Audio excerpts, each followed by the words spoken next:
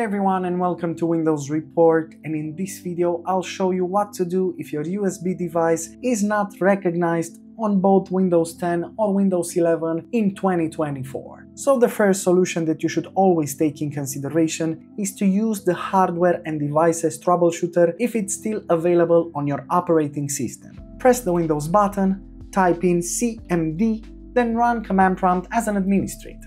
Now, in this window, make sure to copy-paste the following command that I posted in the description below. As you can see, in my case, the troubleshooter has been moved and the tool is soon to be retired. So basically, you have to input this command and then this troubleshooter will appear and you can apply and fix the solution that's suggested to resolve the issue. Then you can check if the problem still persists.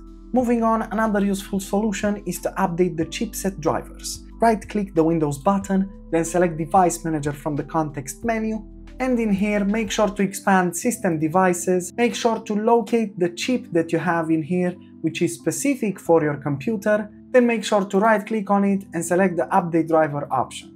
Now click on Search automatically for drivers, and Windows will try to find the best solutions for your computer in no time. As soon as the driver is updated, make sure to restart your computer and check if the problem still persists. Next in line, another useful solution is to reinstall the USB root hub. Now to do this, right-click the Windows button, then select Device Manager once again, and in here make sure to scroll down until you find the Universal Serial Bus Controllers and expand it. Now in here, right-click on USB root hub and select the Uninstall Device option, and once again confirm by clicking on the Uninstall button. Now you can restart your computer and then scan for hardware changes, which will prompt an automatic reinstall of this driver. And then you can check if the problem still persists. And lastly, another useful solution is to run the DISM tool and SFC scans. To do so, press the Windows button, type in cmd, then run command prompt as an administrator.